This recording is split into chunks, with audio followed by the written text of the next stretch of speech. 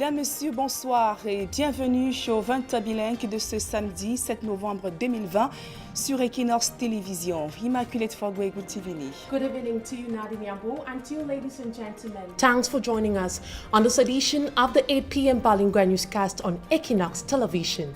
At least 3 persons have died and 8 others severely injured in a road accident that occurred in Gauna, a locality in the north region of Cameroon. Out of Cameroon, Joe Biden becomes the 46th president of the United States of America after securing over 270 electoral votes against incumbent Donald Trump. We tell you more in this edition of the 8 p.m. bilingual newscast. À la une de ce journal, chaos et carnage sur la route, au moins 3 personnes, 3 morts et une dizaine de blessés graves. C'est le bilan d'un tragique accident de la circulation survenu à Tcholiré, dans la région du Nord. Une collision entre 2 véhicules serait à l'origine de ce drame. Présidentielle américaine, après 4 jours de suspense, les résultats ont finalement rendu le verdict. Joe Biden, officiellement élu 46e président des États-Unis d'Amérique. Le candidat démocrate a donc remporté le scrutin avec près de 284 grands électeurs. Voilà pour le sommaire.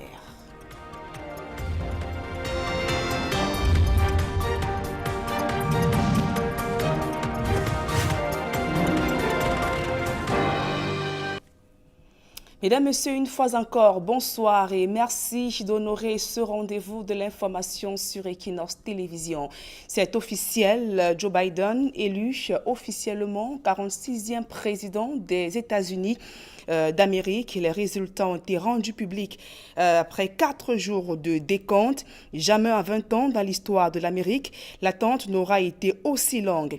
Joe Biden a donc remporté l'élection après sa victoire en Pennsylvanie, où il a donc obtenu près de 28 000 voix, dans ce qui l'a poussé à 280 grands électeurs contre 214 pour le président sortant, Donald Trump. C'est précisant que le dépouillement se poursuit dans plusieurs autres États dont les derniers résultats sont attendus sont ceux de la Caroline du Nord, la Géorgie ou encore l'Alaska. À peine a-t-il été élu, Joe Biden s'est exprimé sur sa victoire. Le démocrate désormais à la tête des États-Unis promet d'être le président de tous les Américains. Au rang des premières réactions, l'Allemagne a salué donc l'élection de Joe Biden, affirmant vouloir un nouveau départ dans les relations transatlantiques, qui a d'ailleurs connu beaucoup de soubresauts. Emmanuel Macron, président français, a lui aussi félicité le nouveau président de l'Amérique pour sa victoire. Et bien avant ce verdict ou encore quelques jours avant, des dizaines de manifestants ont pris d'assaut aux alentours de la Maison-Blanche pour appeler au départ de Donald Trump. Il accuse entre autres d'avoir contribué à exacerber les tensions raciales aux États-Unis. Les forces de l'ordre sont restées donc mobilisées durant ces manifestations. Le reportage de Jean-Jules Ngako et Bruno Kemayou depuis les États-Unis. De 3 nuits après les élections présidentielles aux États-Unis, des dizaines d'Américains se relaient au Black Lives Matter Plaza devant la Maison-Blanche afin d'exprimer leur désir de voir le président Donald Trump quitter le bureau ovale. Ces derniers l'accusent d'avoir non seulement exacerbé les tensions raciales existantes, mais surtout de soutenir ouvertement les milices de suprémacistes blancs dans le pays. Well, it's been a very interesting 4 years, especially being a black woman in America. The Trump administration has waged a war against Black America and people of color and people of the LGBTQIA community. So this is a pivotal moment in this country to remove that bigotry, to remove that hate, to rid us of that white supremacist energy, because having a leader of your country who is affiliated with those things just fuels that amongst the people who already feel it. So there has been more acts of blatant everyday racism being experienced by people of color and especially black people. The amount of redlining, the amount of just discrimination, all of it has been highlighted, and it all stems from having a leader like we have with the Trump administration. Oh man, I mean, it's just the whole, if you add Trump to any equation, it's going to just be like madness, and that's how it was, and I was expecting that. And then the first debate, of course, it was just like, so, the energy was so bad, you know, and just like so negative and just so insulting. the exact opposite to the energy that's going on right here, right now. And then they had the other debate, which wasn't as bad. It was more reined in. But it's just like, I don't know. I mean, Trump just seems like a big baby, to be honest. And I'm sick of hearing it. I don't want to hear him anymore. I don't want to hear him anymore. Tous ici espèrent voir Joe Biden élu président et qu'enfin des sujets sensibles dans le pays, tels que la réforme de la police, puissent être posés sur la table. D'autres aussi espèrent que le blason des États-Unis puisse être redoré et cesse d'être le sujet de toute la moquerie de par le monde. My expectations are high because there has been a lot that the Trump administration has put into place. So with Joe Biden and Vice President Kamala Harris coming in, it's going to be a lot of restoration and cleanup that's going to be needed. But there's also going to be legislation we need legislation that truly makes a difference. How would I want everything to change? Well, it would be great to not be hated by every other country in the world that thinks we're a laughingstock. That would be the biggest change right away. It would be great if Biden could possibly do a little bit of what Bill Clinton did and get the country a little more out of this terrible debt that we're in, which could be very possible. Ils sont tous porteurs de messages d'espoir pour un changement profond dans le pays qui pourra ramener la paix et l'harmonie au sein d'un peuple plus que divisé sous la présidence de Donald Trump. For me, it's a beautiful thing to see the unity, but I'm also at a point of low tolerance and I'm ready for change. See this, I would say peace, like peace and love, like no more negative. We're not going to have this negativity from Trump, blasting into us all the time. We're not going to have these kind of turn on the TV and he says some kind of semi-racist thing and then kind of skips over before anybody can say anything about it. It's in love for everyone. Yeah, exactly. Look at this whole thing. The whole spirit of this is incredible. C'est donc officiel, Joe Biden élu 46e président des États-Unis. Les résultats donc ont été rendus après 4 jours de suspense. Jamais en 20 ans dans l'histoire de l'Amérique, l'attente aura donc été aussi longue pour les Américains. L'actualité à présent sur le plan local en fait de société. Du sang encore coulé ce week-end sur la route. Au moins 3 personnes ont été brutalement arrachées à la vie à la suite d'un tragique accident de la circulation survenu au lieu dit corridor. C'est dans l'arrondissement de Toliré, région du Nord. L'irréparable s'est produit à la suite d'une collision entre 2 véhicules. Donc sur le champ, les 2 engins ont pris feu. Donc sur le carreau, au moins 3 morts. Le bilan encore provisoire et 8 blessés. 8 blessés graves ont également été enregistrés dans l'accident de cette circulation. Les victimes sont actuellement internées à l'hôpital régional de Garoua. Nous y reviendrons. Et à l'approche des élections régionales au Cameroun, les responsables d'Elections Cameroun dans le département du Onkam, région de l'Ouest Cameroun, se font le point des préparatifs afin d'éviter les couacs souvent observés durant les élections au Cameroun. D'autres précisions dans ce reportage de l'Éclair Sakem. Le 6 décembre prochain, les attentions seront une fois de plus vers l'organe en charge de l'organisation des élections au Cameroun pour relever le défi du scrutin en faveur des régionales qui se tiennent pour la toute première fois au Cameroun. En même temps, des inquiétudes persistent au sujet des dysfonctionnements et des multiples couacs qui se ressentent de façon perpétuelle à chaque échéance électorale au Cameroun. Nous avions constaté depuis que les autorités administratives qui prennent la responsabilité de sécuriser des populations et il est aussi garant de sécuriser les électeurs, même les candidats, et nous avions constaté qu'ils ne font pas leur travail. Parce que ici, dans le Noun, nous avions eu beaucoup de désordre lors des dernières élections couplées, où on a vu certains gens dans la ville, les irresponsables, et avec les bâches, les laissés-passer, signés par le préfet du département du Noun, qui ont créé beaucoup de problèmes dans certains bureaux de vote. Vous voyez qu'il y a eu de morts pendant les élections couplées et ce qui n'a jamais eu ici dans le département du Noun. Nous avions souhaité à Elekam qui prend sa responsabilité à main. Dans la région de l'Ouest, les forces en présence conjuguent déjà les essors en faveur de cette échéance qui consacrera le conseil régional. Dans le Haut-Cam, le Noun et autres départements, les membres du conseil d'élection de Cameroun font la ronde dans le souci de s'enquérir l'état d'avancement des préparatifs en faveur du scrutin. Les membres du conseil électoral sont sur le terrain pour évaluer justement le niveau des préparatifs de cette échéance électorale que notre pays organise pour la première fois de l'histoire de ces institutions. Il est question pour nous de faire de ce coup d'essai un coup de maître. C'est pourquoi après la publication du décret présidentiel, l'ECAM s'est réuni à adopter un plan d'action pour une parfaite organisation de cette consultation électorale. Pour ce qui est des inquiétudes exprimées par les représentants des partis politiques en lice dans les différentes circonscriptions électorales dans la région de l'Ouest, le membre du Conseil électoral a promis de les porter à qui de droit afin que des solutions y soient apportées. Et sur le théâtre de la crise anglophone, les meurtres et assassinats se poursuivent malgré les multiples appels au cessez-le-feu ainsi qu'un retour à la paix dans les régions du nord-ouest et du sud-ouest. Le chef traditionnel du village Lihola Malale, dans le sud-ouest, Sa Majesté Molingo Francis, a été froidement poignardé à mort hier.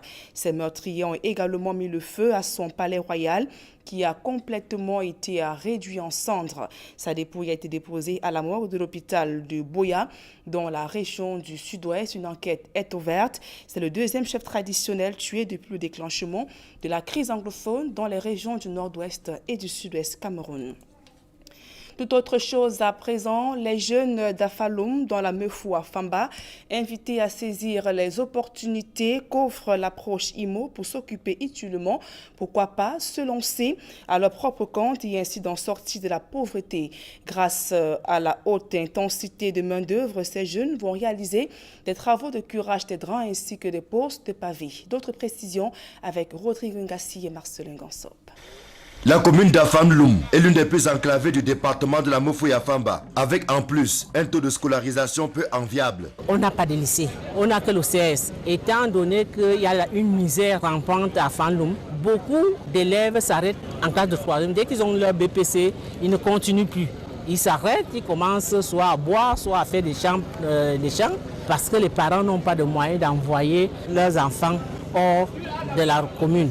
Ces jeunes qui n'ont pas pu poursuivre les études peuvent être utiles au développement de la commune à travers l'approche IMO, entendez haute intensité de main-d'œuvre. On a l'agriculture que les jeunes peuvent implémenter. Il y a même les routes. Quand on fait le désenclavement de certains bassins, il y a des caniveaux à curer, il y a des bus à curer. Si on associe à tous les projets le côté IMO, je crois que les prestataires seront plus sérieux parce que la population sera regardante. Pour un début, le tronçon qui va du carrefour de la commune à la place de l'Indépendance va permettre aux jeunes qui ont été retenus de faire leurs preuves à travers le pavage et l'assainissement en approche IMO. Ce projet IMO vient mettre fin à l'exode rural des jeunes. Voici un projet qui va au moins sédentariser positivement les jeunes de la commune d'Afamloum. Et je voudrais ici lancer un appel à tous ceux qui ont été retenus dans le cadre de ce projet de comprendre et d'intégrer que le développement est participatif. Chacun doit apporter sa pierre. Avec des jeunes qui s'occupent utilement au lieu de vadrouiller, la commune d'Afamloum ne pourrait que mieux se porter. Je ressens que grâce à IMO, ma vie peut changer. Grâce à IMO, je peux faire développer ma vie. On a donc cette catégorie de jeunes qui sont vraiment désœuvrés. L'argent qu'ils vont travailler, cet argent va permettre qu'ils créent des petits projets générateurs de revenus et qui s'installent à leur propre compte. Tout ce qui se passe, Madame le maire, on n'a pas ceci, Madame le maire malade, Madame le maire Maria, Madame... Donc je crois que la mairie va un peu respirer. L'avantage de l'approche IMO est d'impliquer la main-d'œuvre locale à la réalisation des projets de développement. Les jeux d'Afamloum ont été imprégnés des méandres de cet outil novateur afin que chacun joue efficacement sa partition. Ces maçons seront jugés au pied du mur. L'alcoolisme fait des ravages en milieu scolaire et même estudiantin. 60% des jeunes s'adonnent exagérément à la consommation de ces liqueurs avec tous les risques que cela comporte sur la santé. Pour inverser la tendance, les organisations de la société civile sensibilisent à la fois les chefs d'établissement, les jeunes, mais aussi les pouvoirs publics qui ne jouent pas toujours leur rôle. Une fois de plus, Marcelin Gansop, Rodrigue Ngassi. Diverses études menées ces dernières années confirment la montée en puissance de l'alcoolisme en milieu jeune. Il s'est révélé que la consommation d'alcool dans le milieu universitaire atteint environ les pics de 90%. Les jeunes garçons viennent en tête avec 60% et les jeunes filles vont à 30% à peu près. Au niveau de l'enseignement secondaire, la même étude a révélé que la consommation de manière globale, en prenant les garçons et les filles, se situe autour de 52%. Le phénomène est malheureusement aggravé par les comportements qu'affichent certains parents et le laxisme de certains chefs d'établissement scolaire. Voyez-vous un parent qui a une addiction pour l'alcool, il y a une conséquence sur la vie de famille. Les enfants, tout l'argent passe dans la boisson, on ne les envoie plus à l'école et on ne suit plus l'éducation des enfants. Nous avons des chefs d'établissement qui ouvrent des cantines où on vend de la bière et aussi il faut veiller sur les dames qui sont chargés de vendre des aliments dans les établissements scolaires. Il nous est revenu que parfois, ce n'est pas pour l'alcool, mais il y a des drogues. C'est pour changer cette donne et inverser la courbe ascendante de l'alcoolisme en milieu jeune qu'une campagne de prévention et de sensibilisation est sur les rails. Un doigt accusateur est pointé particulièrement en direction des activités promotionnelles, lesquelles tendent à jeter de nombreux jeunes dans la gueule de l'alcoolisme. On constate que la réglementation a laissé un vide parce qu'elle n'est pas très contraignante sur cette problématique de publicité et de jeux concours. Ça amène le consommateur à devenir un adepte de toutes les sortes, de toutes les marques, tout simplement parce que du fait de ces concours, il a la chasse du gain entre guillemets. La société civile est favorable à l'élaboration des textes juridiques appropriés pour une protection efficace des populations en général et des jeunes en particulier. Il y a un projet de décret réglementant la publicité, encadrant la publicité sur les alcools qui est en cours d'élaboration. Nous avons adressé nos propositions. Malheureusement, depuis un an aujourd'hui, on n'a jamais été appelé pour être associé à ce groupe de travail. Nous estimons qu'à un moment, il faut que le gouvernement comprenne. C'est vrai qu'ils sont là-bas en haut, mais nous vivons des réalités ici en bas. C'est connu de tous. L'excès d'alcool nuit gravement à la santé. Et lorsqu'on arrive à en être dépendant, comme beaucoup le sont, le pire est à craindre pour la société tout entière. Fin de cette première partie. La seconde, c'est en langue anglaise avec vous, Immaculate Fogwe. Et c'est officiellement connu. Le 46e président des États-Unis est connu officiellement, Joe Biden. Exactly, Nadine Yambo. Joe Biden has been elected the 46th president of the United States of America after securing over 270 electoral college votes against incumbent Donald Trump, who got 214 electoral college votes.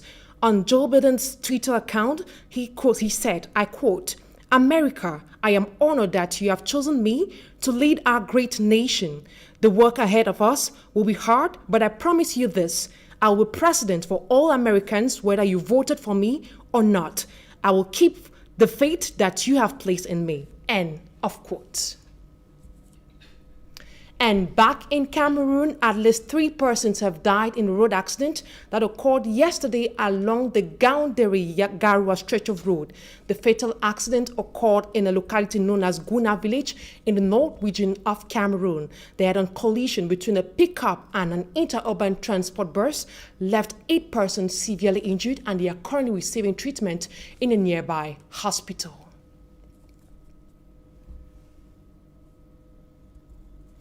Talking about the ongoing Anglophone crisis, the traditional ruler of Liwu Lamalele in the southwest region of Cameroon, His Majesty Molinga Francis Nango, is dead. He was murdered yesterday evening by unidentified men at about 7:30 in his palace.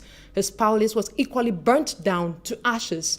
This is the second traditional ruler that has been killed since the start of the crisis. His corpse has been taken to the Boya Regional Hospital. Fako chiefs have promised investigating the case in order to come out with those who killed him. And still talking about the ongoing Anglophone crisis, the paramount ruler of the Nsong clan, Honorable Sam Binglo II, is still in captivity. He was kidnapped on Thursday, November 5th, while on his way to his native land. Cameroon's Minister of Communication, Rene Mano Sadi, in a recent release says that a rescue team has been dispatched to search and release the fawn.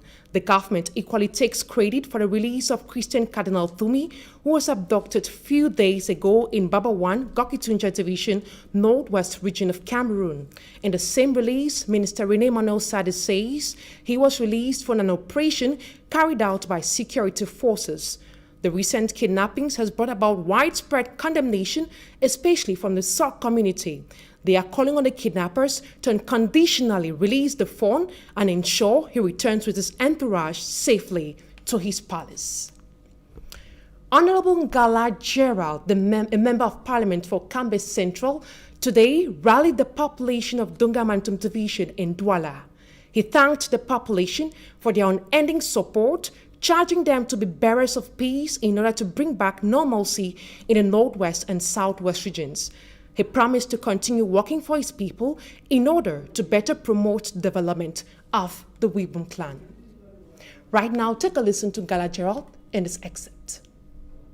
By thanking all of you for this mark of confidence and for this sign of love that you have given to my humble personality.